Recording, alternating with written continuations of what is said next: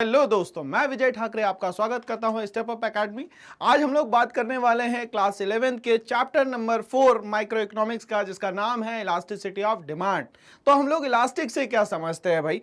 मान लेते हैं कि आप और मैं इतने दूर बैठे हुए हैं, बट ध्यान से सुनिएगा, हमारी इलास्टिसिटी कुछ है या नहीं है, मतलब हम लोग कितने पास आ सकते हैं या कितना दूर हो सकते हैं। तो इसी चेंज को हम लोग आज इस चैप्टर में पढ़ने वाले हैं। तो इसका जो मेन कंटेंट है वो है डिमांड, और डिमांड में हम लोग इलास्टिसिटी की अब बात करने वाले हैं। तो हमें ये पता है कि डिमांड क्या होता है। जब भी कंज्यूमर किसी भी चीज को क्या करता है, लाइक करता है, तो वो क्या करता है, उसको परचेज करके आता है मार्केट से, और फिर उससे क्या करता है, अपनी नीड्स को सेटिस्फाई करता है या डिजायर्स को सेटिस्फाई करता है। बट वो कितना अमाउंट दे रहा है और उसको कितना सेटिस्फैक्शन मिल रहा है, इसके कैलकुलेशन को हम लोगों को पढ़ना पड़ेगा किसमें, इलास्टिसिटी ऑफ डिमांड में।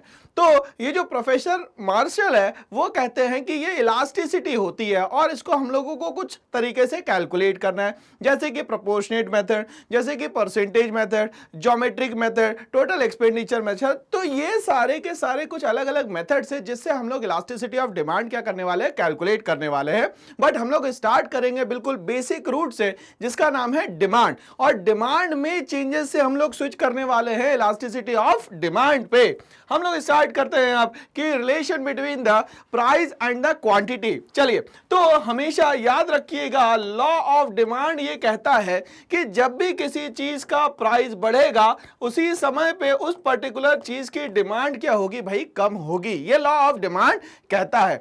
बट कितनी होगी, ज्यादा होगी कि कम होगी, ये कौन बताएगा? तो ये बताने का काम ही तो आज हम लोगों को क्या करना है, डिस्कस करना है। इसको क्या बोलने वाले हैं हम लोग, प्राइस इलास्टिसिटी ऑफ डिमांड। चलिए स्टार्ट करते हैं।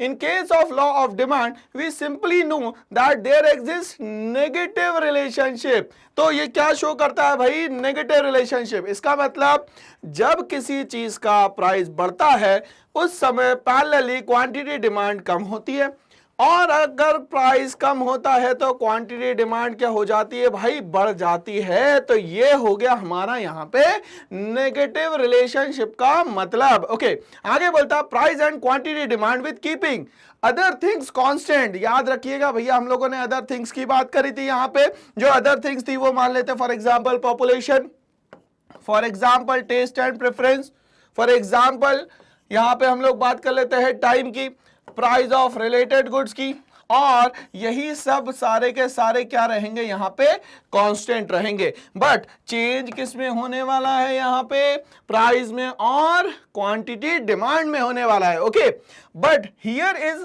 इलास्टिसिटी। एक वर्ड निकल के आ रहा है भैया, इलास्टिसिटी। इलास्टिसिटी का मतलब मैं बोल सकता हूं यहाँ पे कितना चेंज पॉसिबल है, that is known as elasticity. Okay, demand, we are going to know about how much quantity demanded changes due to change in price। तो फॉर एग्जाम्पल अगर मान लेते कोई चीज 10 रुपए की थी, वो मान लेते हैं 15 रुपए की हो जाती है, और इसमें क्वांटिटी पहले 2 kg आती थी, फॉर एग्जांपल ये 1 आने लगती है। तो ये जो चेंज आ रहा है, ये जो डिफरेंस आ रहा है, ये कहलाता है भाई इलास्टिसिटी ऑफ डिमांड। तो हमने अभी समझा कि डिमांड का रिलेशन क्या होता है, और ये डिमांड का रिलेशन हमेशा क्या होता है भाई, हमें याद रखना है, बोलते हैं इसको नेगेटिव रिलेशन। बट हमारी लाइफ में नेगेटिव रिलेशन नहीं होना चाहिए। रिलेशन हमेशा कैसे होना चाहिए, पॉजिटिव होने चाहिए।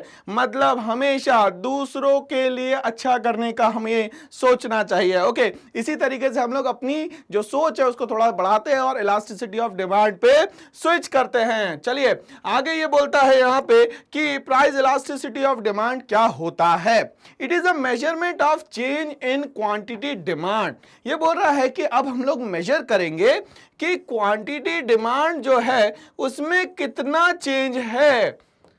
पहले ये ज्यादा था, अब ये कम है, ठीक है। Change in price of the commodity, इसी के पैरेलली अगर क्वांटिटी डिमांड बढ़ा है तो प्राइस क्या होगा, यहाँ पे कम होगा, और अगर प्राइस कम हुआ, क्वांटिटी डिमांड बढ़ी, तो क्वांटिटी डिमांड कम हुई तो जाहिर सी बात है भाई प्राइस भी क्या होगा, यहाँ पे बढ़ेगा। Okay, due to change in the price, मतलब दोनों ही चीजों में पैरेलली चेंज तो हो रहा है। It is the degree of responsiveness of quantity demand due to change in price. तो ये क्या बता रहा है, डिग्री ऑफ रेस्पॉन्सिवनेस, मतलब कितना ज्यादा या कितना कम, that is known as degree of responsiveness. Okay, चलिए आगे बढ़ते हैं हम लोग। अब हम लोग देखते हैं कि जो इलास्टिसिटी ऑफ डिमांड है उसको कैलकुलेट करने के लिए हमारे पास कितने मेथड है। तो मेनली हमारे पास यहाँ पे 3 मेथड है। पहला प्रोपोर्शनेट मेथड, जिसकी हम लोग बात करने वाले हैं। तो अब ये प्रोपोर्शन का मतलब क्या होता है, या प्रोपोर्शनेट का मतलब क्या होता है, या रेशियो का मतलब क्या होता है। फॉर एग्जाम्पल यहाँ पे ये और ये 2 बुक्स के कंटेंट है। मान लेते हैं इसमें इसका अमाउंट 400 है और इसका अमाउंट 200 है। तो हम लोग बात करते हैं इसके रेशियो की, तो इसका रेशियो है भाई यहाँ पे 2:1। इसी तरीके से हम लोग प्रोपोर्शनेट मेथड में 2 चीजों का रेशियो क्रिएट करने वाले हैं। जो पहला है उसका नाम है भाई प्राइस, और जो दूसरा है उसका नाम है क्वांटिटी डिमांड। तो 2 चीजें हो गई यहाँ पे, पहला तो हो गया प्राइस और दूसरा क्या हो गया यहाँ पे, क्वांटिटी डिमांड। चलिए हम लोग स्टार्ट करते हैं, यहाँ पे एक एक चीज को हम लोग समझते हुए चलेंगे। अगर मान लेते हैं यहां मैं P को प्राइस कहता हूं, तो P1 को मैं यहां पे बोलूंगा भाई न्यू प्राइस। और फॉर एग्जाम्पल अगर ये प्राइस 10 रुपीज हुआ करता था और ये प्राइस 12 रुपीज हो जाता है, मतलब इन दोनों में आएगा कुछ ना कुछ चेंज। और वो चेंज को शो करने के लिए मेरे पास एक सिंबल है जिसको मैं बोलता हूं यहां पे डेल्टा। तो डेल्टा का मतलब होता है भाई चेंज। अब ये चेंज को मैं किसमें अटैच करना चाहता हूं, प्राइस में अटैच करना चाहता हूं। तो डिफरेंस क्या हो गया भाई, P1 माइनस P। तो ये new price minus old price, तो ये जो डिफरेंस है ये निकल के हमारे पास आ जाएगा। इसी तरीके से हम लोग बात करते हैं क्वांटिटी डिमांड की, जो कि पहली क्या होगी, पुरानी वाली, मतलब ओल्ड क्वांटिटी होगी। मान लेते हैं ये 20 kg है। आगे बढ़ते हैं, नई जो न्यू क्वांटिटी डिमांड है वो मान लेते हैं 25 है। तो इन दोनों में भी डिफरेंस आया, and difference is shown by a symbol known as delta. अब यहाँ पे डेल्टा क्वांटिटी डिमांड को कैसे फाइंड आउट करना है, तो यहाँ पे QD1 माइनस Q से यहाँ पे हम लोगों को इसको डिफाइन करना है। तो यहाँ हम लोगों ने कुछ चीजें सीख ली है। चलिए स्टार्ट करते हैं। इस प्रोपोर्शनेट मेथड और परसेंटेज मेथड में हम लोग बात करेंगे चेंज की। तो यहाँ पे ये बोलता है कि यहाँ पे इलास्टिसिटी ऑफ डिमांड जो है वो होता है delta Q upon Q multiplied by delta P upon P। चाहे तो हम लोग इसको ऐसा भी लिख सकते हैं, P upon Q multiplied by delta Q upon delta P। तो इसका एब्रीविएशन फॉर्म हम लोग को समझना है कि जो P है इसका मतलब होगा ओल्ड प्राइस, यहाँ पे जो Q है इसका मतलब होगा क्वांटिटी डिमांड, और यहाँ डेल्टा P है इसका मतलब होता है चेंज इन प्राइस, और डेल्टा Q का मतलब होता है चेंज इन क्वांटिटी डिमांड। और डेल्टा P को हम लोगों ने कहा कि हम लोग शो करेंगे P1 माइनस P से, और डेल्टा Q को शो करेंगे Q1 माइनस Q से। तो चाहे हम लोग इसको QD और QD लिख सकते हैं, या यहाँ पे ये जो QD1 है ये न्यू है, और ये जो दिया गया है ये अपने आप में क्या है, ओल्ड है। तो यहाँ प्रोपोर्शनेट मेथड का एक फॉर्मूला हम लोगों को समझ में आ गया है। अब हम लोग बात करते हैं कि जो प्रोपोर्शनेट मेथड है उसमें कितने तरीके की इलास्टिसिटी काम करती है। तो यहाँ पे प्रोपोर्शनेट मेथड में इलास्टिसिटी जो है वो 5 तरीके से काम करती है। इसको याद करने के लिए अपन ने एक शॉर्ट ट्रिक बनाई है, इसको हम लोग समझने की कोशिश करते हैं। इसको हम लोगों ने बनाया है प्लम्प। अब ये प्लम्प क्या है, मेरी बात को ध्यान से सुनिएगा। यहां पे प्लम्प में मैं PI से स्टार्ट करता हूं। ये PI का मतलब होता है परफेक्टली इन इलास्टिक। तो यहां पे ये जो PI है इसका मतलब है परफेक्टली इन इलास्टिक। दूसरा ये जो L है, L का मतलब होता है यहां पे लेस इलास्टिक। U का मतलब होता है यहां पे यूनिटरी इलास्टिक। फिर आ रहा है M का मतलब होता है यहां पे मोर इलास्टिक। और ये जो P आखिरी में आता है इसका मतलब होता है परफेक्टली इलास्टिक। तो ये 5 तरीके से यहां पे हम लोग इलास्टिसिटी को डिफाइन करने वाले हैं। तो हम लोगों को ये कोड वर्ड याद करना है इसको बोलते हैं हम लोग plump. PI stands for perfectly inelastic, L for less elastic, U for unitary elastic, M for more elastic and the last P is stands for perfectly elastic। चलिए अब हम लोग इसका डेटा जो है वो शेयर करने वाले हैं। चलिए तो यहां पे बोलता है कि एक टाइम पे ये जो वैल्यू है इलास्टिसिटी ऑफ डिमांड की वो रहेगी 0, जिसको हम लोगों ने कहा परफेक्टली इनइलास्टिक। तो प्लम्प का PI याद हो गया हमें। दूसरा बोलता है कि एक समय पे जो इलास्टिसिटी ऑफ डिमांड है वो कम होगा किससे? प्राइस से। तो ये बोलता है इसको लेस इलास्टिक, ये देखिए L। फिर बोलता है एक टाइम पे ED की वैल्यू जो है वो प्राइस के बराबर हो जाएगी, तो यहां पे ये जो वैल्यू है कहलाएगी यूनिटरी इलास्टिक, मतलब इसको डिनोट करेंगे हम लोग U से। फिर बोलता है कि जो ED है वो ज्यादा होगा, मतलब इलास्टिसिटी ऑफ डिमांड जो है वो ज्यादा होगी, और जो प्राइस है वो क्या है भाई यहाँ पे कम होगा, और इसको हम लोग शो करेंगे मोर इलास्टिक से, और हमारा जो कोड है वो क्या है भाई यहाँ पे M है। आगे हम लोग बात करते हैं ED इज इक्वल टू क्या हो जाएगा यहाँ पे इंफिनिटी, मतलब कितना भी चेंज हो जाए हम उस चेंज को पकड़ नहीं पाएंगे, ट्रैप नहीं कर पाएंगे। तो यहाँ पे ये जो आखिरी वाला सिंबल है वो बन गया हमारा P। तो ये प्लम्प से हमने इलास्टिसिटी को कनेक्ट करना सीख लिया और याद कर लिया एक ही बार में। चलिए अब हम लोग एक एक चीज को समझते हैं कि ये काम कैसे करती है। सबसे पहले हम लोग बात करेंगे प्लम्प के परफेक्टली इनइलास्टिक की। तो यहां पे जो इलास्टिसिटी ऑफ डिमांड है उसकी वैल्यू क्या है? 0।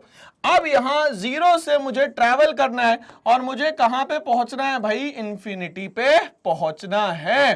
तो हम लोग शुरुआत करते हैं 0 से। क्या नाम दिया था हम लोगों ने इसको? PI, मतलब परफेक्टली इनइलास्टिक। ओके, तो यहां ED की वैल्यू कितनी है भाई? 0 है। ध्यान से समझिएगा यहां पे, मतलब कि अगर यहां पे ये लाइन बनी हुई है, ये है लाइन डिमांड की, ठीक है। चलिए, मतलब नॉर्मल केस में अगर प्राइस ये हुआ करता था तो क्वांटिटी डिमांड ये हुआ करती थी। अगर मान लेते हैं कि प्राइस में थोड़ा बहुत चेंज कर दें, अगर ज्यादा कर दें या थोड़ा बहुत कम कर दें, तो इससे यहां पे जो डिमांड है उस पे कोई भी फर्क नहीं पड़ने वाला है। दैट्स व्हाई ED की वैल्यू जो है यहां पे क्या हो जाएगी भाई? 0 हो जाएगी, ठीक है ना? ओके, मतलब प्राइस में चेंज होने के कारण यहां पे डिमांड में कोई भी चेंज नहीं आएगा, कोई भी फर्क नहीं पड़ने वाला है। चलिए स्टार्ट करते हैं, हम लोग इसको समझने की कोशिश करेंगे कि एग्जाम में हमें लिखना क्या है भाई। तो लिखने के लिए हमें एग्जाम्पल तो दो सर। चलिए, हमने कहा एक एग्जाम्पल देते हैं भाई। अगर मान लेते हैं मैच स्टिक का प्राइस 1 रुपीज से 1 रुपीज 25 पैसा हो जाता है, तो इस 25 पैसा से हम लोग ऐसा तो नहीं है कि माचिस बहुत कम खरीदने लगेंगे। हाँ, दूसरा कोई यूज है तो उसका मुझे नहीं पता, बट अगर हम लोग सिर्फ गैस जलाने के लिए ये माचिस इस्तेमाल कर रहे हैं तो इसका इस्तेमाल हमारा लिमिटेड होगा, मतलब इसके प्राइस बढ़ने या कम होने के कारण बहुत ज्यादा चेंज यहां पे नहीं होने वाला है। चलिए अब हम लोग बात करते हैं कि इसमें लिखना क्या पड़ेगा sir. In case of perfectly inelastic, the demand of commodity does not change due to change in price। मतलब कहा जाए तो क्वांटिटी डिमांड जो है वो यहां पे कांस्टेंट है, प्राइस में थोड़ा बहुत चेंज तो चलता है। ओके, एग्जांपल की बात कर लेते हैं हम लोग। If the price of match box increases, भैया बढ़ गया, मैच बॉक्स का प्राइस बढ़ गया, 1 रुपीज से 1 रुपीज 30 पैसा हो गया, 1 रुपीज 50 पैसा हो गया, then demand for matchbox remain same as earlier due to very low price, क्योंकि इसका प्राइस बहुत ही कम होता है और उसमें यूज होने वाला एक पाउडर है जिसको हम लोग बोलते हैं रेड फास्फोरस। ये थोड़ा सा याद रखिएगा भाई। Okay, it means that degree of responsiveness of quantity demand is equals to 0। तो इसका रेस्पॉन्स क्या आया कि जो क्वांटिटी डिमांड है वो क्या रहेगी यहां पे आपकी? 0 रहेगी। ये बात हम लोगों को याद करना है, क्योंकि शुरुआत हमेशा जीरो से होती है। इसी तरीके से हमारे इलास्टिसिटी ऑफ डिमांड की शुरुआत भी कहां से हुई है भाई, जीरो से हुई है। तो हम लोग डायग्रामेटिक प्रेजेंटेशन में क्या करने वाले हैं, द डिमांड का वो perfectly in elastic demand slopes vertical straight line. देखिए भाई ये वर्टिकल स्ट्रेट लाइन हो गई हमारी। ओके, बोलता है टू वाई एक्सिस, किसके पैरेलल चलेगी भाई, ये वाई एक्सिस के पैरेलल चलेगी। As presented in the given diagram the demand for good X remains constant even when its price changes from OP to OP1। ये प्राइस चेंज होना मतलब बढ़ना भी है, बट इसको मैं कम भी तो कर सकता हूं।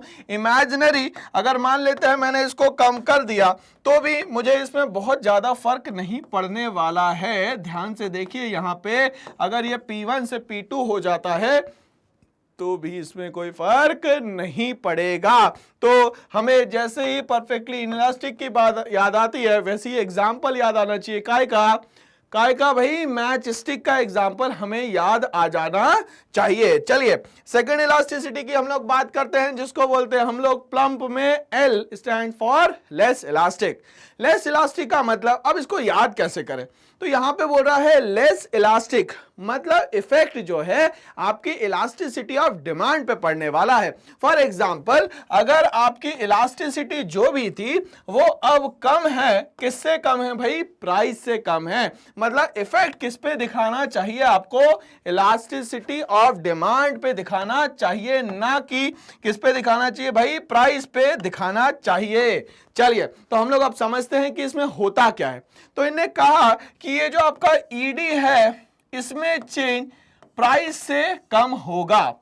तो अब ये कहना चाहते हैं कि जो आपका चेंज होगा प्राइस में वो क्या होगा, कम होगा, और जो क्वांटिटी डिमांड में है वो ज्यादा होगा। बट ये तो मैच ही नहीं कर रहा सर, तो ऐसा नहीं करो। अब इसके हिसाब से समझो, ये प्राइस का मतलब यहां पे ये है डेल्टा पी। अब सिंबलाइज क्या है भाई, सिंबलाइज ये है कि प्राइस में ज्यादा चेंज हो रहा है और जो आपकी क्वांटिटी डिमांड है सर उसमें क्या हो रहा है, चेंज कम हो रहा है। तो बच्चों एग्जाम में ये वाली गलती बिल्कुल भी मत करना। चलिए हम लोग अब यहां पे देखते हैं कि नॉर्मल केस में प्राइस ये और क्वांटिटी ये हुआ करती थी, बट यहां पे प्राइस बढ़ गया और क्वांटिटी क्या हो गई, इसके कारण कम हो गई। तो ज्यादा चेंज किसमें हो रहा है, यहां पे प्राइस में हो रहा है, और कम चेंज कहां हो रहा है, तो क्वांटिटी डिमांड में हो रहा है। देखिए इसके कारण ये जो आपका डिमांड कर्व है ये स्लोप तो हो रहा है, मतलब पहले इसकी पोजीशन ये थी और अब ये पोजीशन हो चुकी है। तो समझ में आ गया क्या हम लोगों को कि जो लेस इलास्टिक है उसमें इंपैक्ट जो है किस पे पड़ा बेटा, क्वांटिटी डिमांड पे पड़ा या इलास्टिसिटी ऑफ डिमांड पे पड़ा, प्राइस पे इसका कोई भी असर नहीं हुआ है। चलिए हम लोग समझते हैं इसको। In case of less elastic the proportionate change in price is greater than the proportionate change in demand. मतलब प्राइस में ज्यादा चेंज होगा और डिमांड में कम चेंज होगा। That is the degree of responsiveness of quantity demand due to change in price very low. तो यहां पे देखिए भाई प्राइस ज्यादा है और क्वांटिटी डिमांड क्या है भाई, कम है। ओके आगे बढ़ते हैं। The demand curve for less elastic would slopes steeper. ये जो डिमांड कर्व है वो स्लोप क्या हो रहा है भाई, स्टीपर हो रहा है। Okay because the change in price OP to OP1 is greater than the change in quantity demand OQ to OQ1। Symbolise कैसे करेंगे भाई, प्राइस में ज्यादा चेंज हो रहा है और क्वांटिटी डिमांड में कम चेंज हो रहा है। तो ओवरऑल हम लोग बात करें तो ये हो गया हमारा लेस इलास्टिक। आगे हम लोग बात करते हैं यूनिटरी इलास्टिक की। तो हमें कोड जो है वो हमेशा याद करके चलना है। मैं कोड लिख देता हूं तो वो हमेशा याद रहेगा। प्लम पहले वाले में PI लिखो। ओके चलिए अब इसमें क्या बोल रहा है भाई, तो हम लोगों ने क्या क्या कवर कर लिया अभी, ये हो गया हमारा P, ये हो गया हमारा L लेस। अब हम लोग बात करने वाले हैं यूनिटरी की। अब ये यूनिटरी में क्या होगा भाई, तो यूनिटरी में एक चीज होगी भाई, ध्यान से देखिए यूनिटरी में क्या होने वाला है। तो यहां बोलता है कि जो भी सर आप चेंज करेंगे क्वांटिटी डिमांड में वही उतना ही चेंज आपके प्राइस में भी होने वाला है। इसको हम लोग कहते हैं यूनिटरी इलास्टिक। नॉर्मल कंडीशन में हम लोग बात करें तो फॉर एग्जांपल ये प्राइस हुआ करता था और ये क्वांटिटी हुआ करती थी। जनरली लॉ ऑफ डिमांड क्या कहता है कि अगर प्राइस बढ़ेगा तो क्वांटिटी डिमांड हमेशा कम होगी, ये तय है। चलिए, तो अब यहां पे अगर ये प्राइस बढ़ता है तो क्वांटिटी डिमांड क्या होगी, यहां पे कम हो जाएगी, ठीक है। मगर दोनों में ही जो चेंज होने वाला है वो दोनों ही चेंज बराबर होंगे। That's why it is known as unitary elastic. इसलिए क्या कहलाता है भाई, ये यूनिटरी इलास्टिक, मतलब तालमेल बना होना चाहिए, ठीक है। चलिए स्टार्ट करते हैं।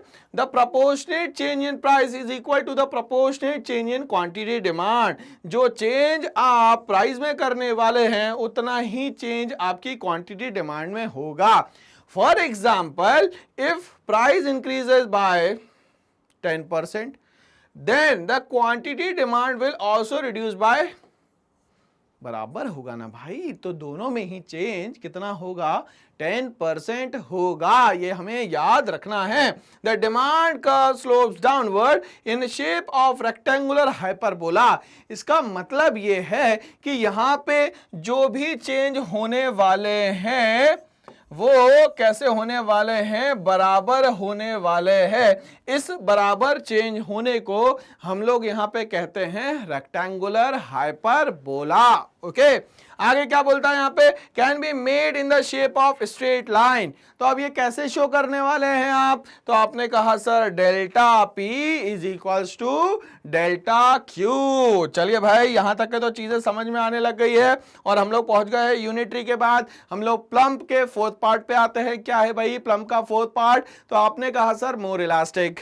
मोर इलास्टिक का मतलब अब इलास्टिसिटी जो है वो ज्यादा चेंज होने वाली है और जो प्राइस है वो कम चेंज होने वाला है। चलिए इस डायग्राम के थ्रू हम लोग समझने की कोशिश करते हैं इसको। नॉर्मल कंडीशन में अगर हम लोग बात करें प्राइस की और क्वांटिटी की, तो ये प्राइस हुआ करता था और ये क्वांटिटी हुआ करती थी।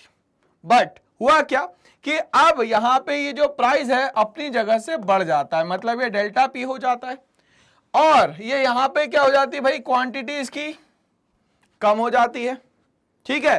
तो अब ये जो प्राइस और क्वांटिटी का चेंज दिख रहा है आपको, किसका दिख रहा है, प्राइस और क्वांटिटी का चेंज दिख रहा है। इसको रिलेट कैसे करते हैं, तो ये कहता है कि ईडी जो है वो अब ज्यादा होगा और प्राइस जो है वो चेंज तो होगा मगर वो क्या होगा, कम होगा, ठीक है। मतलब कि अब यहां पे क्या करो भाई, तो ये कम होने के कारण जो एक्चुअल प्राइस था उससे आप प्राइस की वैल्यू कम करो पहले। तो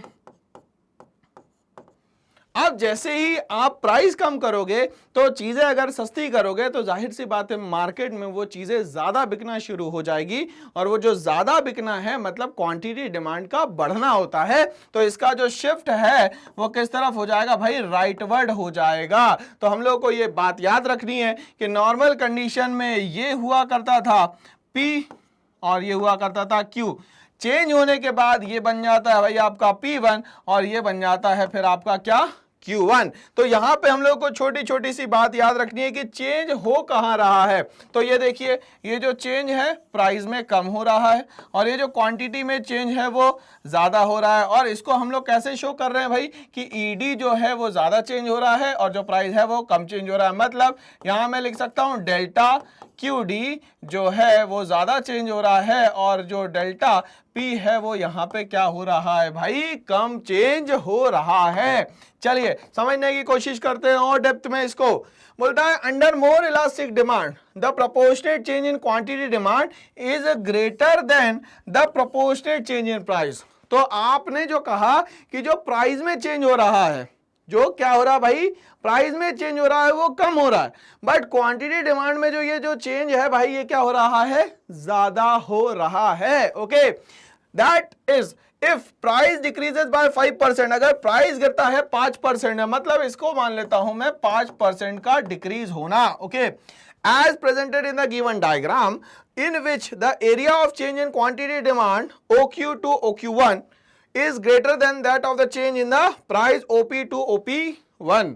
मतलब जो चेंज है आपका वो ज्यादा किस में हो रहा है भाई, इस क्वांटिटी में हो रहा है। प्राइस में चेंज तो हो रहा है मगर कम चेंज हो रहा है। ठीक है, तो हम लोगों ने अभी बात करी यहाँ पे मोर इलास्टिक की। फिर से एक बार हम लोग लिख लेते हैं भाई प्लम्प में क्या क्या हो चुका है। तो PLUMP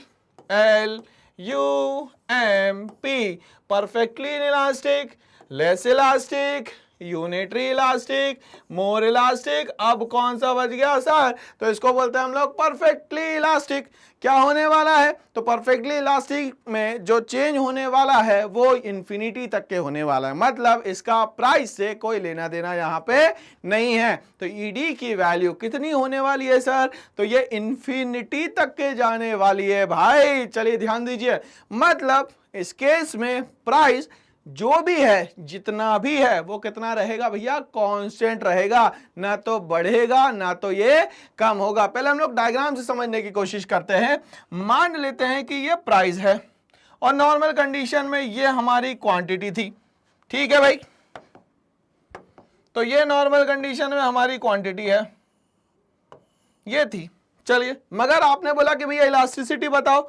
किस केस में बताओ? तो परफेक्टली इलास्टिक डिमांड में आप बताओ। ठीक है भैया, हमने कहा बता देंगे। कैसे बताओगे भाई? तो इन्हें कहा कि in that case the price remains constant and the quantity continuously increasing. कहां तक के इंक्रीजिंग भाई? तो इन्हें कहा इंफिनिटी तक के इंक्रीजिंग होने वाली है, मतलब प्राइस में इसमें कोई भी चेंज नहीं होगा और आपकी क्वांटिटी जो है वो कितनी भी चेंज हो सकती है, इसकी यहाँ पे कोई भी लिमिट तय नहीं है। जैसे हम लोग एग्जाम देने के लिए पढ़ने की कोई लिमिट नहीं बनाते हैं, यहाँ पे 10 घंटा 15 घंटा 20 घंटा जितना पढ़ना है आप उसमें पढ़ सकते हो, जैसे उसमें कोई लिमिट नहीं होती उसी तरीके से यहाँ पे प्राइस रहेगा कांस्टेंट, मगर यहाँ पे क्वांटिटी डिमांड की कोई भी लिमिट नहीं होगी। चलिए इसको समझते हैं। तो यहाँ पे जो ईडी है, ईडी की जो वैल्यू है वो कितनी है भाई? यहाँ पे बोल रहा है इंफिनिटी है। ठीक है, मतलब चेंज किस में दिखाना है आपको? क्वांटिटी डिमांड में यहाँ पे चेंज दिखाना है। क्या बोलता है इसमें? Under perfectly elastic demand a negligible change in price. तो उस नेग्लिजिबल को मैं यहां बोलता हूं कि प्राइस जो है वो कांस्टेंट है। क्यों? क्योंकि उस नेग्लिजिबल चेंज को आप मेजर ही नहीं कर सकते या कर पाओगे। Okay, leads to greater change in quantity demand. इसके कारण आपकी जो क्वांटिटी डिमांड है वो बहुत ज्यादा चेंज हो पाएगी या हो सकती है। चलिए आगे बढ़ते हैं। Under perfectly elastic demand a small fall और rise in price leads to greater change in quantity. मगर थोड़ा बहुत भी अगर प्राइस गिरता है तो इसका असर क्वांटिटी डिमांड पे बहुत ज्यादा पड़ता है। मान लेते हैं फॉर एग्जांपल कि एक र्यूमर उड़ा दिया गया कि पेट्रोल के प्राइस जो है वो आज रात से 5 रुपए बढ़ने वाले हैं। तो लोग क्या करेंगे? बहुत लंबी लंबी लाइनें लगा लेंगे सिर्फ वो 5 रुपए के चक्कर में। मतलब इस चक्कर में ऑटोमेटिकली मार्केट में क्या बढ़ गई? डिमांड बढ़ गई पेट्रोल की। सप्लाई तो उतनी की उतनी है, या तो उससे पहले से भी क्या है, अभी सप्लाई कम है। तो इसके कारण होता क्या है? मार्केट में एक तरीके से र्यूमर्स उड़ने के कारण डिमांड बहुत ज्यादा बढ़ जाती है। ठीक है, तो हम लोग यहां यही समझ रहे हैं, the demand curve of perfectly elastic demand slopes horizontal straight line parallel to the Y axis. और ये कैसे रहेगी भैया? हमेशा हॉरिजॉन्टल रहेगी। और कैसी रहेगी? स्ट्रेट लाइन रहेगी यहाँ पे। तो यहाँ पे हम लोगों को ये समझ में तो आ गया कि जो परफेक्टली इलास्टिक डिमांड है, यहाँ पे जो ईडी की जो वैल्यू है वो कितनी हो गई भैया? 0। तो यहाँ पे हमारा जो प्लम्प है वो भी खत्म होता है। PLUMP, PI stand for perfectly elastic, L for less elastic, U for unitary and M for more elastic and P for perfectly elastic। तो ये हमारा जो proportionate मेथड था उसकी हम लोगों ने इलास्टिसिटी को पूरा कवर किया है यहाँ पर। तो हम लोग बात कर चुके हैं यहाँ पे कि भाई जो इलास्टिसिटी ऑफ डिमांड है उसको कैलकुलेट करने का जो पहला मेथड था जिसका नाम था प्रोपोर्शनेट मेथड। अब हम लोग बात करने वाले हैं दूसरे मेथड की जिसका नाम है टोटल एक्सपेंडिचर मेथड। अब इसमें क्या होता है ये हम लोग समझेंगे कि इसको कैलकुलेट कैसे करना है। वहां तो भाई रेशियो वेशियो आपने बता दिया, बिल्कुल सही है, कोई दिक्कत नहीं है। अब यहां बोल क्या रहा है? Total expenditure. टोटल एक्सपेंडिचर का मतलब होता है कि किसी भी कंपनी को काम करने के लिए जितना भी पैसा लग रहा है खर्च करने के लिए, इसको बोलते हैं हम लोग टोटल एक्सपेंडिचर। तो अब यहां पे भी बेसिकली दो ही पिलर है, एक तो हो गया प्राइस और दूसरा हो गया क्वांटिटी। तो यही दो बेस पिलर है जिसपे क्या होने वाला है भाई कि कैलकुलेशन जो है वो पूरा होने वाला है। समझते हैं। This method is developed by Alfred Marshall. इसको स्टार्ट करने वाले पर्सन का नाम क्या है भाई? Alfred Marshall. क्या कहते हैं? This method is also known as outlay method. अब एग्जाम में ये पूछ सकते हैं आपसे कि भाई एक्सपेंडिचर मेथड जो है, टोटल एक्सपेंडिचर मेथड जो है, उसका एक और नाम क्या है? तो आपको याद रखना है outlay method. Okay, according to this method the elasticity of demand can be measured on the basis of total expenditure। जो भी आपकी यहाँ पे elasticity of demand measure करने वाले हैं वो किस पे बेसिस है? तो वो बेसिस है भाई आपके टोटल खर्चे पे। अब ये खर्चे कितने टाइप के होंगे, अब ये इसको हम लोगों को कैलकुलेट करना सीखना। मेड बाय द कंज्यूमर, मगर खर्च करने वाला पर्सन जो है वो कौन होगा? हमेशा कंज्यूमर होगा। This method represents three types of elasticity. कितनी? 3 types of elasticity. Okay, which are as follows. But total expenditure का जो फॉर्मूला होता है वो क्या होता है भाई? Price multiplied by quantity demand. इसीलिए मैंने पहले कहा था कि जो टोटल एक्सपेंडिचर है उसका जो बेस पिलर है वो क्या है भाई? प्राइस और क्वांटिटी डिमांड। अब इसको 3 तरीके से हम लोगों को क्या करना है भाई? कैलकुलेट करना है। चलिए स्टार्ट करते हैं। तो ये बोलता है सबसे पहले यूनिटरी इलास्टिक, दूसरा बोलता है मोर इलास्टिक, और यहां पे बोलता है लेस इलास्टिक। सर आपने तो एक कोड बताया था जिसका नाम था प्लम्प।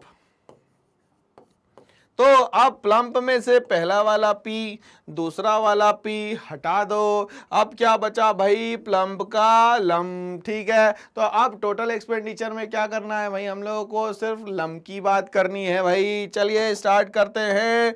अब एक एक को हम लोग समझेंगे। तो पहला आता है हमारा यूनिटरी इलास्टिक। यूनिटरी का मतलब होता है जो भी चेंज होने वाला है वो हमेशा क्या होगा भाई? सेम होगा। मतलब प्राइस में आप जो चेंज करना चाह रहे हैं वही क्वांटिटी में हो रहा है, बट यहाँ पे प्राइस क्वांटिटी का लेना देना नहीं है, यहाँ आपके टोटल एक्सपेंडिचर का लेना देना है। तो टोटल एक्सपेंडिचर क्या होना चाहिए भाई? इस कंडीशन में दोनों में ही सेम होना चाहिए। क्या बोलता है यूनिटरी इलास्टिक में? When the change in price of a commodity does not put any impact on the total expenditure। अगर आप कोई भी चेंज कर रहे हैं प्राइस में, उसके कारण आपके जो खर्चे हैं उसमें कोई भी चेंज नहीं हो रहा है, इसको हम लोग बोलते हैं unitary elastic. But unitary elastic कौन से मेथड का है? ये तो टोटल एक्सपेंडिचर मेथड का है। Then the demand is also known as unitary elastic demand. इसको क्या बोलेंगे हम लोग? Unitary elastic demand. अब हम लोग इसको एक स्ट्रक्चर के थ्रू समझने की कोशिश करते हैं जिसको हम लोग बोल रहे हैं यहाँ पे schedule. As presented in the given schedule the price of good X increases from 5 to 6 rupees. मतलब उस पर्टिकुलर चीज का प्राइस क्या हो जाता है भैया? बढ़ जाता है। 5 से 6 रुपए अगर हो जाता है, but the total expenditure remains same as before 30। मतलब यहाँ पे अगर मान लेते हैं प्राइस पहले 5 रुपीज था, उस समय क्वांटिटी डिमांड अगर 6 रुपीज थी, तो इसका टोटल एक्सपेंडिचर कितना था भैया? 30 था।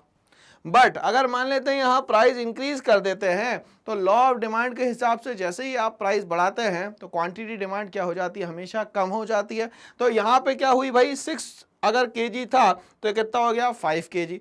अगर ओवरऑल की बात करें तो जो चेंज है वो तो इसमें हुआ ही नहीं। मतलब प्राइस बढ़ने के कारण या घटने के कारण जब टोटल एक्सपेंडिचर में कोई भी इंपैक्ट ना पड़े तो ऐसे सिस्टम को हम लोग क्या कहेंगे भाई? यूनिटरी इलास्टिक सिस्टम कहेंगे, क्योंकि इसमें चेंज हमें नहीं दिख रहा है। अब हम लोग बात करते हैं भाई मोर इलास्टिक की। ध्यान से समझिए। अगर मान लेते हैं किसी चीज का प्राइस 5 रुपीज है, क्वांटिटी डिमांड मान लेते हैं उसकी 10 है, इसको 10 केजी मान लेता हूं, तो इस कारण से इसका टोटल एक्सपेंडिचर जो है वो कितना हो जाएगा भाई? यहाँ पे 50 हो जाएगा। बट यहाँ पे अगर इसका प्राइस बढ़ता है और ये क्वांटिटी डिमांड भी बढ़ा लेता है, तो इसके कारण इसका टोटल एक्सपेंडिचर जो है वो क्या हो जाएगा भाई? बढ़ जाएगा। इसीलिए इसको बोल रहे हैं मोर इलास्टिक, कि अगर आप सर प्राइस बढ़ाएंगे तो टोटल एक्सपेंडिचर या तो कम होगा, और प्राइस कम करेंगे तो टोटल एक्सपेंडिचर क्या हो जाएगा? बढ़ जाएगा। मतलब इसमें इसका इंपैक्ट पड़ना शुरू हो जाएगा। देखिए अगर 5 रुपए था तो ये कितना हो गया भाई? 50, और ये 6 रुपीज हुआ तो ये कितना हो गया यहाँ पे भैया?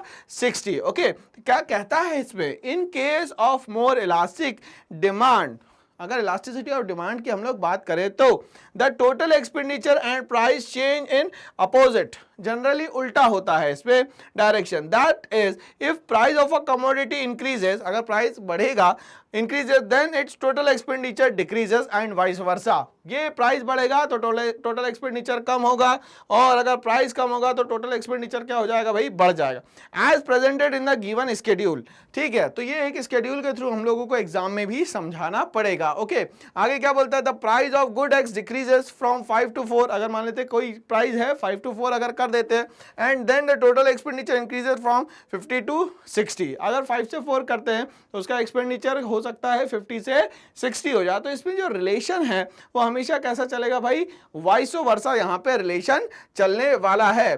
तो अब हम लोग बात करते हैं टोटल एक्सपेंडिचर में थर्ड पार्ट की, जिसको हम लोग बोलते हैं लेस इलास्टिक। अब ये लेस इलास्टिक का मतलब क्या होता है, चेंज होगा तो, मगर यहाँ पे बहुत ज़्यादा कम होने वाला है इसमें चेंज, इसको बोलते हैं हम लोग less elastic of total expenditure. क्या होगा इसमें देखते हैं हम लोग। In case of less elastic demand, the price and total expenditure are positively related. जो प्राइस है और जो टोटल एक्सपेंडिचर है ये कैसे रिलेटेड है भाई, पॉजिटिवली रिलेटेड है। Okay, that is if price of a commodity increases, अगर प्राइस कमोडिटी का बढ़ जाता है, then total expenditure also increases and vice versa. अब हम लोग शेड्यूल के थ्रू इसको समझने की एक बार कोशिश करते हैं। प्राइस 5 था, क्वांटिटी डिमांड आपने क्या कर दी साहब, 10 कर दी। चलो टोटल एक्सपेंडिचर कितना हो गया आपका, कितना हो गया भाई 50।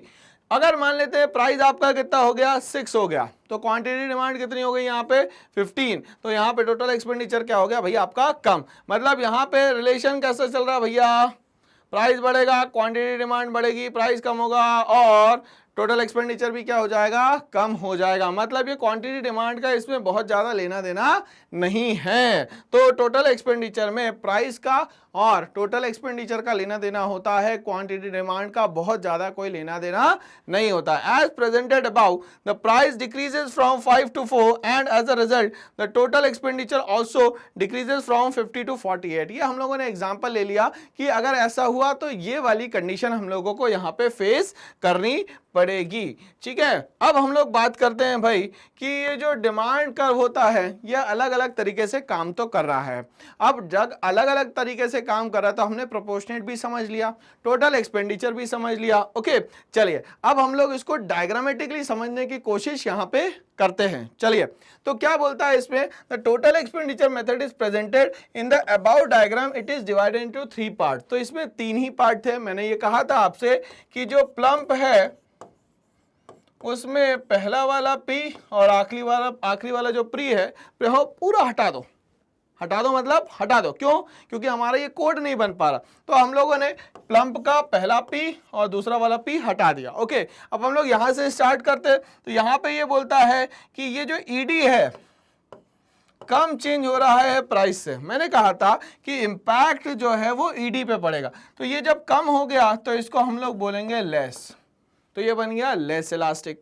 अगर मान लेते हैं ईडी जो है 1 के बराबर हो जाता है तो ये क्या बन गया भाई, यूनिटरी बन गया, मतलब बराबर होगा। ओके, और अगर मान लेते हैं ईडी ज्यादा हो जाता है और प्राइस कम हो जाता है तो इसको हम लोग क्या बोलेंगे भाई, मोर इलास्टिक। तो देखिए यहाँ पे क्या हुआ भाई, इसको अगर मेजर करें तो ये क्या हुआ भाई, ईडी जो है कम हुआ किससे, प्राइस से।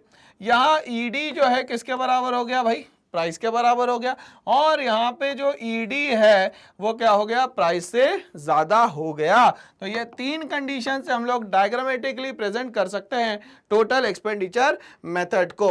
तो ये बोलता है कि ये जो 3 हम लोगों ने यहाँ पे ए बी बी सी और सी डी लिए हैं, इससे हम लोग इसको रिप्रेजेंट करेंगे। ठीक है, तो हम लोगों ने क्या याद किया भैया, लम, और इसको अगर मैं चाहूं तो ये ऐसे भी तो लिख सकता हूं MUL। ओके, एम का मतलब क्या हो गया यहाँ मोर, यू का मतलब होगा क्या, यूनिटरी, और एल का मतलब क्या हो गया, लेस इलास्टिक। ओके, तो यहाँ पे ये जो है ये शो करेगा आपका क्या, मोर, ये क्या शो करेगा आपका यू, और ये क्या शो करेगा भाई यहाँ पे एल का मतलब लेस इलास्टिक। ओके, तो A B deals with the more elastic, वो देखिए ए बी मोर इलास्टिक है। बी सी जो है वो किससे डील करता है भाई, यूनिटरी इलास्टिक से डील करता है, और सी डी जो है वो किससे डील करता है भाई, लेस इलास्टिक से यहाँ पे डील करता है। तो ये डायग्रामेटिक प्रेजेंटेशन हुआ टोटल एक्सपेंडिचर मेथड का। अब हम लोग आते हैं थर्ड मेथड पे, जिसको हम लोग बोलते हैं ज्योमेट्रिक मेथड।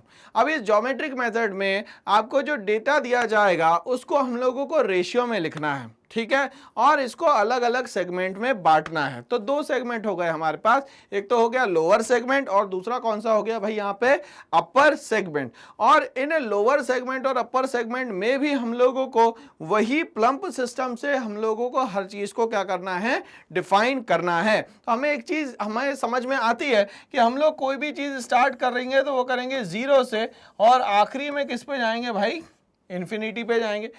इसके बाद यहाँ पे बोल रहा है एक बार वन आएगा, एक बार वन आएगा, तीसरी बार भी वन आएगा। बट ये जो पहला वाला वन आएगा ये लेस इलास्टिक के हिसाब से, दूसरा वाला यूनिटरी के, और तीसरा वाला जो है वो आएगा मोर इलास्टिक के हिसाब से। ओके, तो हम लोग समझते हैं ज्योमेट्रिक मेथड या पॉइंट मेथड में होता क्या है। This is the third method of calculating price elasticity, क्योंकि प्रोपोर्शनेट और टोटल एक्सपेंडिचर ऑलरेडी हम लोग कर चुके हैं। The elasticity can be measured by taking a point on the straight line। जो इलास्टिसिटी है वो कैसे शो करने वाले हैं आप, तो आप एक लाइन पे बताने वाले हैं सारी की सारी चीजें। ओके, डाउनवर्ड स्लोपिंग, बट ये जो लाइन है कैसी स्लोप हो रही है भाई, डाउनवर्ड स्लोप हो रही है, is presented in the diagram. और ये डायग्राम में हमें ये लाइन दिख रही है। तो ये बोल रहा है कि यहाँ पे जो इलास्टिसिटी ऑफ डिमांड है वो क्या होगा भैया, lower segment upon upper segment. ठीक है, मतलब मान लेते हैं फॉर एग्जाम्पल ये अगर टीबी को मुझे लेना है तो ये इसके नीचे है, ठीक है, तो ये ए टी के नीचे क्या है भाई, टीबी है। तो मैं यहाँ तो ऐसा लिख सकता हूँ टीबी जो है, क्योंकि ये लोअर सेगमेंट हो गया, तो ये किसके नीचे है भाई, तो ये एटी के नीचे है। तो इस तरीके से सेगमेंट में बांट के जब हम लोग इलास्टिसिटी को शो करते हैं तब इसको हम लोग बोलते हैं जियोमेट्रिक मेथड। चलिए एक एक चीज से हम लोग समझने की कोशिश करते हैं। यहाँ पे इलास्टिसिटी एट डिफरेंट पॉइंट, तो मैंने ये कहा आप लोगों से कि हम लोगों को जो इलास्टिसिटी स्टार्ट करनी है वो करनी है जीरो से, ठीक है, मतलब कि जीरो बोले तो यहां होना चाहिए जीरो, ठीक है, और ये मान लेते हैं ये मैक्सिमम पॉइंट, इसको मान लेते हैं क्या, इन्फिनिटी, ठीक है, मतलब ये वाला जो पॉइंट है ये किसके बराबर होगा, तो ये 1 के बराबर होगा। इस तरीके से हम लोग को यहाँ पे इसका कैलकुलेशन समझना है। तो एक एक चीज को हम लोग समझते हुए चलते हैं यहाँ पे। चलिए, तो ये बोलता है कि जो ए पॉइंट है वो शो करता है हमारा क्या, इन्फिनिटी। क्यों शो कर रहा है, क्यों, क्योंकि ये जो ए बी है ये पूरा सेगमेंट हो गया, और इसको डिवाइड किससे कर दिया भाई, हम लोगों ने जीरो से डिवाइड कर दिया। तो इसकी जो वैल्यू है वो कितनी आ जाएगी, यहाँ पे इन्फिनिटी आ जाएगी। ओके, अब हम लोग आते हैं नेक्स्ट सेगमेंट पे, मतलब हम लोग बात करेंगे यहाँ पे एस सेगमेंट की। तो एस सेगमेंट के हिसाब से देखें तो ये क्या हो गया, एस बी, और इसके ऊपर क्या हो गया, ए एस, मतलब कि ये वाला क्या हो गया भाई, अपर सेगमेंट, और ये वाला क्या हो गया यहाँ पे, लोअर सेगमेंट। तो इसके कारण ये क्या बोल रहा है कि जो ईडी है उसकी वैल्यू ज्यादा होगी और जो प्राइस है उसकी वैल्यू क्या होगी भैया, कम होगी। तीसरा ई, अब ई को हम लोग देखें तो ये दोनों तरफ से ही बराबर है, ठीक है, मतलब इसका लोअर सेगमेंट और अपर सेगमेंट, या इसको मान लो लोअर या मान लो इसको अपर, तो ये दोनों सेगमेंट क्या है भाई, बराबर है। मतलब ईडी की वैल्यू यहाँ कितनी होनी चाहिए, तो ईडी की वैल्यू यहाँ पे कितनी है, 1 है। ओके, मतलब इसका फॉर्मूला क्या बनेगा भैया, लोअर सेगमेंट हो गया ईबी और ऊपर क्या हो गया भैया, ए। तो इसके कारण जो ईडी की वैल्यू है वो कितनी हो जाती है, यहाँ पे 1 हो जाती है। आगे बढ़ते हैं, जो ये टी है, टी पॉइंट पे ध्यान से सुनिएगा, ये टी पॉइंट पे क्या हो गया भैया, टीबी। ये देखिए ये टीबी, ये क्या हो गया, लोअर सेगमेंट, मतलब ये वाले ऊपर वाले क्या हो गए, सारे अपर सेगमेंट हो गए। तो हम लोग बोल रहे हैं टीबी अपॉन क्या हो गया भाई, 80, क्योंकि ये इसका क्या है, अपर सेगमेंट है। तो यहां बोलता है जो ईडी है वो क्या है, लेस देन है क्या, 1, मतलब यहाँ पे प्राइस होगा ज्यादा और जो इलास्टिसिटी वो क्या होगी, यहाँ पे कम होगी। आखिरी वाली बात करते हैं हम लोग पॉइंट बी पे, जो इलास्टिसिटी है वो कितनी होगी, 0, मतलब यहाँ पे तो कुछ भी नहीं है और ये पूरा बचा हुआ है, तो यहाँ पे हम लोग मान लेते हैं 0। तो 0 अपॉन ए बी जो वैल्यू आएगी वो क्या आएगी भाई, 0 आएगी। तो इसको याद करने के लिए हम लोग क्या करें भाई, तो एक काम करते हैं कि ये जो बी पॉइंट है इसको मान लिया मैंने 0, और ये जो ए पॉइंट है इसको मान लिया मैंने इन्फिनिटी। अब यहाँ पे ये जो बीच में ई आ रहा है इसको 45 डिग्री कनेक्ट कर दिया और ईडी की वैल्यू क्या मान ली भैया, क्या मान ली आपने, 1 मान ली। ठीक है, चलिए तो अब इसके ऊपर या इसके नीचे हम लोग बात करें तो जो पॉइंट टी है वो शो करता है कि ईडी की वैल्यू जो है वो कम है, काहे से, प्राइस से कम है। तो ये वैल्यू क्या हो गई, ईडी की वैल्यू जो है वो क्या हो गई, प्राइस से ज्यादा हो गई। तो ये देखिए पूरा का पूरा सेगमेंट हमारा तैयार हो गया कि ज्योमेट्रिक मेथड में हम लोगों को जो प्राइस इलास्टिसिटी है वो किस तरीके से यहाँ पे शो करनी है। ठीक है, तो ये फॉर्मूला याद रखना है भैया, lower segment upon upper segment. तो अब ऐसी कौन कौन सी चीजें हैं जिसके कारण प्राइस इलास्टिसिटी जो है वो अफेक्ट होती है, मतलब जो आप चेंज करना चाह रहे हैं वो कौन कौन से चेंज होते हैं और किस रीजन से होते हैं, इसको हम लोग अब पढ़ने वाले। Factor affecting price elasticity of demand. ठीक है, अब क्या बोलता है, the price elasticity of demand is affected by following factors. सबसे पहला, नेचर ऑफ द कमोडिटी। जो कमोडिटी है उसका नेचर क्या है। अब मान लेते हैं कि वो आपकी कमोडिटी जो है नेसेसरी है, जैसे फॉर एग्जांपल आपने गाड़ी खरीद ली, अब पेट्रोल डलवाओ नहीं डलवाओ बट उसमें ऑयल डलवा के रखना है, क्यों, क्योंकि उसके कारण लुब्रिकेशन होता है। अब पेट्रोल तो आप नीड के हिसाब से डलवा सकते हो, अगर ऑयल नहीं डलवाया तो आपका इंजन क्या हो जाएगा, वो खराब हो जाएगा। तो वो चीज़ आपकी नेसेसरी है, उसमें आप लोग सेक्रीफाइस कॉम्प्रोमाइज बिल्कुल भी नहीं कर सकते हैं। तो ये कमोडिटी का एक नेचर है। दूसरा, क्या वो लग्जरी है। लग्जरी मतलब भाई गाड़ी तो बहुत सारी है, ये भी एक गाड़ी का मैंने सिंबल बनाया, इसमें ये 4 व्हील्स है। अब ऐसा तो नहीं है कि ये 4 व्हील्स लगे हुए हैं तो ये अपने आप ये एरोप्लेन बनकर उड़ने लग जाएगी, ऐसा तो कुछ नहीं होने वाला। तो इस कमोडिटी का नेचर कैसा है, ये शो ऑफ करने के लिए यूज होती है या तो ये आपकी ज़रूरत है। ओके, तीसरा बोलता है कंफर्ट। फॉर एग्जांपल हम लोग कोई भी सामान खरीदते हैं तो हम लोग कोशिश करते हैं कि उससे हमें कंफर्ट मिले, इसीलिए तो हम लोग पैसा खर्चा करते हैं। तो ये जो कमोडिटी है क्या ये आपको कंफर्ट दे सकती है। नेक्स्ट बोलता है क्या ये जो गुड्स है इसका सब्स्टिट्यूट मार्केट में अवेलेबल है कि नहीं है। तो अब हम लोग सब्स्टिट्यूट गुड्स की बात करते हैं हम लोग, तो सब्स्टिट्यूट वो गुड्स होते हैं जो जनरली अपने आप को दूसरे गुड्स से 100% क्या कर सकते हैं, रिप्लेस कर सकते हैं। ऐसे गुड्स को हम लोग बोलते हैं यहाँ पे सब्स्टिट्यूट गुड्स। लास्ट वन बात करते हैं हम लोग कॉम्प्लीमेंट्री गुड्स की। कॉम्प्लीमेंट्री गुड्स वो गुड्स होते हैं जो साथ में ही चलते हैं, जैसे मान लेते हैं कार और पेट्रोल। पेट्रोल को अलग नहीं रख सकते, कार को अलग नहीं रख सकते, जब तक के मिक्सअप नहीं करोगे तब तक के ये काम नहीं करेगा। अब ये कॉम्प्लीमेंट्री गुड में हम लोग एक और एग्जाम्पल ले लेते हैं, पेन और रिफिल।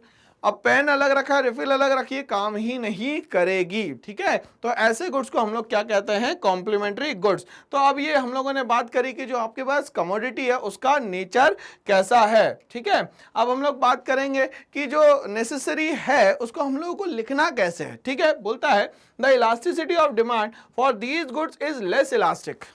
तो इसका नेचर कैसा होगा भाई, हमेशा less elastic for middle income group and inelastic for lower income group. मतलब याद रखना है कि जो नेसेसरी वाली गुड्स है वो जो हमारी मिडिल क्लास है उसके लिए ये लेस इलास्टिक होगा, बट अगर मान लेते हैं कि जो पुअर क्लास है उसके लिए क्या हो जाएगा भाई, ये इन इलास्टिक हो जाएगा। नेसेसरी उनकी जो जरूरत है वो क्या है, सबसे ज्यादा फूड। अगर वो कुछ फूड इनटेक नहीं करेंगे तो लेबोरियस वर्क होना बहुत ही इम्पॉसिबल है। इसीलिए उनकी जो डिमांड है चीज़ों की, नेसेसरी गुड्स की, वो इनइलास्टिक रहेगी। वो सबसे ज़्यादा जो खर्चा करते हैं वो अपने खाने पे करते हैं, पहनने पे बहुत ज़्यादा उनका खर्चा नहीं होता है। दूसरा हम लोग बात करते हैं यहाँ पे लग्जरी गुड्स की। लग्जरी गुड्स क्या करते हैं, तो वो आपको एक स्टैंडर्ड ऑफ लिविंग देते हैं, मतलब आपको सोसाइटी में एक क्या देते हैं, एक सिंबल दे देते हैं कि चलो भैया ये बंदे के पास ऐसा है। तो ये सब लग्जरी गुड्स में आता है। ठीक है, अब इलास्टिसिटी से हम लोग इसको कनेक्ट करते हैं। The elasticity of demand for such goods are more elastic. ठीक है, तो यहाँ पे लग्जरी गुड्स जो भी होते हैं यहाँ पे ये क्या होते हैं, मोर इलास्टिक होते हैं, मतलब कि जो ईडी की वैल्यू है वो ज़्यादा होती है और यहाँ पे जो प्राइस है उसको कम माना जाता है। As when price of such goods decreases more for new consumer. ठीक है, बोलता है कि जो प्राइस है गुड्स का वो डिक्रीज कर दिया जाता है क्योंकि इसमें न्यू कंज्यूमर बहुत आते हैं। who previously won't be able to purchase it can get the change to occupy it। Price कम होने के कारण अब आप भी उसको अफोर्ड कर पा रहे हो। जैसे मान लेते हैं एडिडास का शूज है, फरवरी में स्टॉक क्लियरेंस सेल लग गई और 4000 का शूज जो है वो सिर्फ 1200 में मिलने लग गया। तो ये लग्जरी गुड्स को भी क्या कर पा रहे हैं, लोग अफोर्ड कर पा रहे हैं। तो एक ऐसी कंडीशन जहां पे सब लोग उसको अफोर्ड कर पाए उसको बोलते हैं हम लोग क्या, luxury goods in elasticity of demand. अब हम लोग बात करते हैं यहाँ पे कंफर्ट की। तो अब इलास्टिसिटी में कंफर्ट कैसे भाई हम लोग कनेक्ट करते हैं, the demand for such goods is highly elastic. ये जो डिमांड है इस गुड्स का वो क्या है, हाईली इलास्टिक है। A small fall in price leads to a massive increase. मतलब अगर थोड़ा सा भी इसका प्राइस गिरा दोगे तो एकदम से क्या हो जाएगी, मार्केट में बहुत डिमांड इसकी बढ़ जाएगी, इंक्रीज इन देयर डिमांड। ठीक है, मतलब कि प्राइस गिराने के कारण इस पर्टिकुलर कमोडिटी की डिमांड उस मार्केट में बहुत तेजी से क्या होगी भाई, बढ़ जाएगी। आगे हम लोग बात करते हैं सब्स्टिट्यूट गुड्स की। मैंने कहा था कि ये 100% एक दूसरे को क्या कर सकते हैं भाई, इंटरचेंज कर सकते हैं। ऐसे गुड्स को क्या बोलेंगे हम लोग, substitute goods. In case of substitute goods the demand is highly elastic. जो डिमांड है वो क्या होगी भाई, हाईली इलास्टिक होगी। As the increase in price of one good result the increase in quantity demand of its related goods. तो हम लोगों ने एक सबसे अच्छा एग्जांपल भी लिया था भाई, ध्यान से सुनिएगा। यहाँ पे सब्स्टिट्यूट गुड्स में फॉर एग्जांपल मैं टी और यहाँ पे कॉफी ले लेता हूं। तो अगर मान लेते किसी कारण से प्राइस ऑफ टी बढ़ जाती है तो ऑटोमेटिकली डिमांड इसकी क्या हो जाएगी, कम हो जाएगी। बट इसका फायदा सब्स्टिट्यूट गुड्स में किसको होगा, प्राइस ऑफ कॉफी को। प्राइस ऑफ कॉफी रहेगा कांस्टेंट बट डिमांड क्या हो जाएगी इसकी भाई, बढ़ जाएगी। तो ये रिलेशन कैसा है भाई, तो देखा जाए तो ये इनवर्स रिलेशन है, मगर इसमें फायदा किसका हो जाएगा, सब्स्टिट्यूट गुड का इसमें फायदा हो जाएगा। क्या बोलता है इसमें, in case of substitute goods the demand is highly elastic. जो डिमांड रहेगी वो कैसी हो जाएगी, highly elastic. Okay, as the increase in price of one goods results the increase in quantity demand of its related goods। तो इसका जो फायदा है प्राइस ऑफ टी का उसको हो जाएगा, किसको हो जाएगा, तो ये कॉफी को हो जाएगा। आगे हम लोग बात करेंगे नेक्स्ट कॉम्प्लीमेंट्री गुड्स की, जो साथ में चलेंगे तभी काम करेंगे, अदरवाइज वो काम नहीं कर सकते। इन case of these goods the demand is less elastic. जो ये गुड्स हैं ये यहाँ पे कैसे होंगे भाई, एक साथ में चलेंगे, because the goods are directly related. मतलब इनको साथ में आप नहीं रखेंगे तो ये आपका काम नहीं करेंगे, इसीलिए इन दोनों गुड्स को आपको साथ में रखना जरूरी है। अब हम लोग बात करते हैं आगे पोस्टपोनमेंट ऑफ डिमांड। आप ये भी तो कर सकते हैं कि जो भी चीज़ आप खरीदने वाले हैं क्या उसको आप पोस्टपोन कर सकते हैं, अभी ना खरीदे बाद में खरीद ले। हो सकता है कोई चीज़ अभी बहुत महंगी मिल रही हो और अब मान लेते हैं आपके पास पैसा भी ना हो उतना, तो आप क्या करें, उस डिमांड को क्या करते भाई, पोस्टपोन कर ले। तो ये सारे फैक्टर्स की हम लोग बात कर रहे हैं। There are some goods which can be postponed by the consumer for purchasing. कभी कभी वो खरीदने से इनकार कर देता है क्योंकि इसकी फाइनेंशियल कंडीशन, इकोनॉमिकल कंडीशन अच्छी नहीं रहती। For example purchasing of AC and flat can be postponed and hence their demand is more elastic. भाई ये इतना ज़रूरी नहीं है, अगर नहीं भी खरीदा तो अभी काम तो आपका चल सकता है, बट इसकी डिमांड कैसी होती है, हमेशा मार्केट में इलास्टिक होती है। As when its price is high the consumer can postpone it demand. जैसे ही आप इसका प्राइस बढ़ाओगे वैसे ही क्या हो जाएगा भाई, क्या हो जाएगा, तो लोग उसको खरीदना क्या कर देंगे, कम कर देंगे या बंद भी कर सकते हैं यहाँ पे। But there are some goods which are essential for life. और ऐसे भी बहुत सारे गुड्स है जो कि क्या है, बहुत ज़्यादा एसेंशियल है लाइफ के लिए। And their demand can't be postponed. और ऐसे गुड्स को कभी भी आप पोस्टपोन नहीं कर सकते। जैसे मेडिकल, जो भी आपको ट्रीटमेंट लेना है वो विद इन टाइम होना चाहिए, नहीं तो पता चल रहा है कि स्थिति बहुत ही खराब हो जाएगी। तो इससे बचने के लिए ऐसे गुड्स को हम लोग को क्या करना पड़ता है, बिना पोस्टपोनमेंट के भी क्या करना पड़ता है, परचेज यहाँ पे करना पड़ता है। Okay, for such goods demand is inelastic. तो ऐसे गुड्स जो आपको खरीदने ही पड़े उनकी डिमांड क्या होगी, हमेशा इनइलास्टिक यहाँ पे होगी, such as medicine, books etcetera. ये सारी की सारी चीजें आपकी इमरजेंसी की भी हो सकती है, इसीलिए उनको टाइम पे खरीदना बहुत ज्यादा जरूरी है। ओके, अब हम लोग बात करते हैं कुछ ऐसे गुड्स की जो कि हमारी आदत में आ जाते हैं, जिसको हम लोग बोलते हैं हैबिचुएटेड गुड्स। फॉर एग्जांपल भाई सेलफोन आपको मिल गया, बट अगर मान लेते हैं उसमें से इंटरनेट हटा दो तो वो सेलफोन आपको लगेगा किसी भी काम का नहीं है। तो ऐसे गुड्स जिसकी आप हमेशा कोशिश करते हो कि वो हमारे पास हो ही हो, उसके बिना हमारा काम नहीं चल सकता, उन सारे गुड्स को बोलते हैं हैबिचुएटेड गुड्स। बट हो सकता है ये गुड्स आपको नुकसान भी पहुंचा रहे हो, बट आप इसको नुकसान को लेने को तैयार हो, बट ये गुड्स को छोड़ने को तैयार नहीं हो। तो ऐसे गुड्स को क्या बोलते हैं हम लोग, हैबिचुएटेड गुड्स।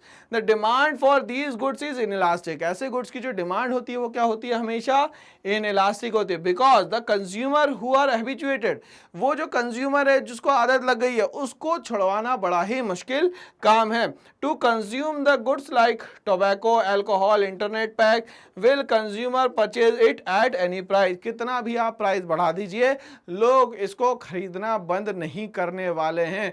वो चाहेंगे कि इसमें और इन्वॉल्व हो जाए, भले ही उनको पता है कि बहुत बड़ा नुकसान यहाँ पे उनको होने वाला है, बट उसके बाद भी वो क्या करेंगे, इसको यूज करना नहीं छोड़ेंगे। ठीक है, चलिए, तो ये तो हो गई एक अच्छी बात कि भाई वो सारी चीजें जो आपको नुकसान दे रही है उनको ना खरीदे, और शरीर को नुकसान दे रही है तो बिल्कुल भी ना खरीदे। ओके, चलिए अब हम लोग बात करते हैं टाइम पीरियड की। अब टाइम पीरियड हम लोग ये समझते हैं कि टाइम कभी कभी अच्छा होता है, टाइम कभी कभी खराब होता है। जैसे फॉर एग्जांपल अगर ये एसी की हम लोग बात करें तो जो समर सीजन आएगा मार्च से लेके मई तक के, तो ये एसी के लिए बहुत अच्छा है, मगर बाकी जो टाइम है फॉर एग्जांपल जुलाई से बात करें तो ये एसी इंडस्ट्रीज के लिए बहुत ही दुखदाई है। क्यों? क्योंकि ये बिकता ही नहीं है। ठीक है, तो हम लोग इसको समझते हैं, द इलास्टिसिटी ऑफ डिमांड जो भी है is determined on the basis of, जो इलास्टिसिटी ऑफ डिमांड आप मालूम करने वाले हैं वो किसके बेसिस पे बात कर रहे हो आप, टाइम पीरियड के बेसिस पे बात कर रहे हो। तो यहाँ पे टाइम ये भी तो है, जो मार्च से मई है इसको मैं बोल सकता हूं फेवरेबल टाइम, और इसके बाद जो टाइम आने वाला है उसको मैं क्या बोल दूंगा भाई, अनफेवरेबल टाइम। ओके, बोलता है purchasing goods if favourable then they are highly elastic.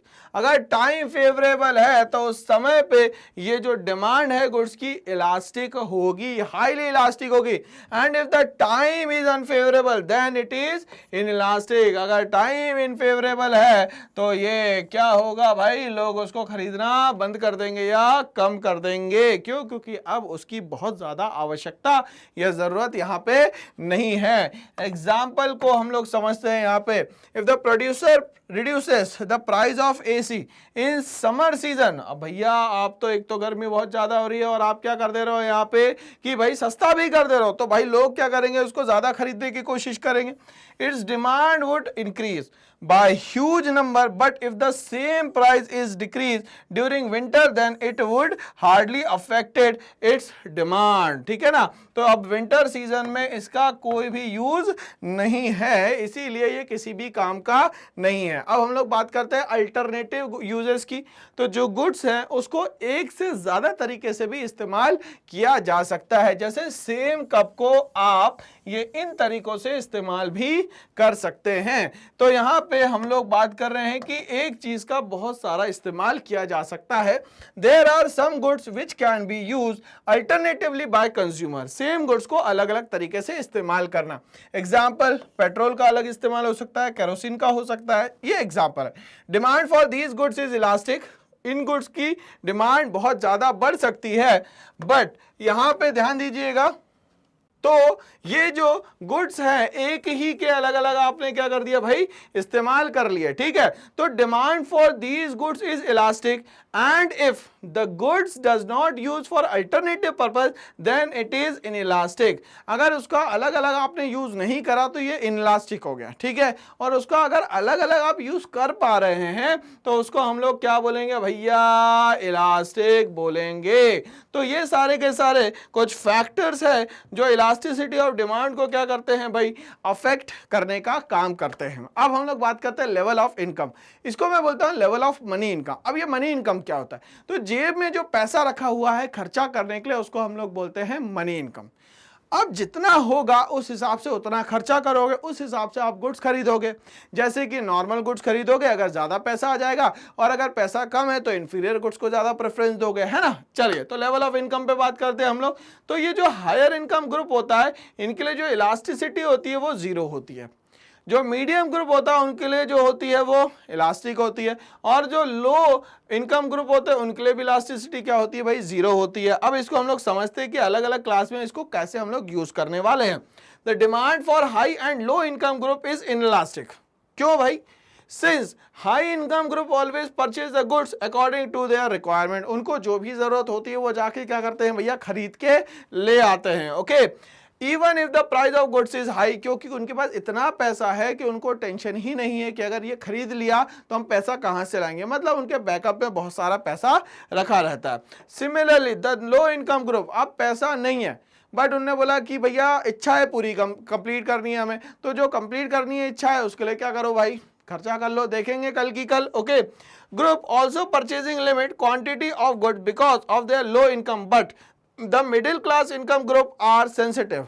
क्यों, क्योंकि उसको सबका बैलेंस बना के यहाँ पे चलना पड़ता है। To the change in price of goods, price sensitive, they purchase more goods at low price, कोशिश करेंगे कि कम प्राइस में वो ज्यादा से ज्यादा खरीद सके, क्योंकि यहाँ पे बैलेंस बनाना है उन लोगों को, and less goods at high price. So demand for middle income group is highly elastic. तो जो मिडिल इनकम ग्रुप होता है उसके लिए जो डिमांड होती है वो बहुत ज्यादा इलास्टिक होती है, और जो हाई इनकम ग्रुप और जो लो इनकम ग्रुप होता है इनके लिए डिमांड बिल्कुल भी इलास्टिक नहीं होती है। आगे हम लोग बात करते हैं प्राइस ऑफ गुड्स की। जो भी चीज़ हम लोग खरीदने जा रहे हैं उसके प्राइस के हिसाब से हमारी मेंटालिटी सेट होती है कि क्या हम लोग वो खरीद पाएंगे या हम लोग वो खरीद नहीं पाएंगे। तो इससे भी इलास्टिसिटी क्या होती है, डिसाइड होती है। Okay, the elasticity of demand is always different for different prices of goods. हर एक गुड्स के लिए जो इलास्टिसिटी है वो हमेशा क्या होगी भाई, अलग होगी। It is inelastic in high and low price goods, ये हाईली क्या होगी, इनइलास्टिक होगी किसमें, हाई और लो प्राइस गुड्स में, और मोर इलास्टिक होगी किसमें, मॉडरेट प्राइस ऑफ गुड्स में। जो कि डे टू डे की चीजें हैं उसको मैं मॉडरेट प्राइस गुड्स में लेता हूं, डायमंड हो गया, गोल्ड हो गया, प्लैटिनम हो गया, ये सब मैं ले लेता हूं किसमें, इनइलास्टिक ग्रुप में। तो इस हिसाब से क्या करते हैं हम लोग यहाँ पे चेंज करते हैं। तो ये आज हम लोगों ने जो चैप्टर पढ़ा है, चैप्टर नंबर 4, जिसका नाम था भैया इलास्टिसिटी ऑफ डिमांड, ये बहुत ही इंपॉर्टेंट चैप्टर है, और इसमें अब हम लोगों को करने पड़ेंगे बहुत सारे न्यूमेरिकल, क्योंकि ये एग्जाम में पूछे जाते हैं। तो ऐसे ही और वीडियोस के लिए मेरे साथ बने रहिए आप लोग। इसके लिए क्या करना पड़ेगा, तो लाइक शेयर सब्सक्राइब करना पड़ेगा चैनल को, और विजिट करना पड़ेगा ये वेबसाइट। इसके साथ ही यहाँ पे मिलने वाला है आपको जितने भी बोर्ड्स होते हैं उन सबका कंटेंट और बेस्ट टीचर्स यहाँ पे, जैसे कि क्लास 6 से लेके क्लास 12 के पूरे बोर्ड का कंटेंट, जिसमें कि सीबीएसई, आईसीएसई और स्टेट बोर्ड भी आता है। इसके साथ ही यहाँ पे मिलने वाला है आपको क्या, तो जितनी भी कॉम्पिटिटिव एग्जाम्स होते हैं उन सब की यहाँ पे एक ही जगह पे तैयारी करवाई जाती है। तो इसके लिए बने रहिए स्टेप अप के साथ। Thanks for watching.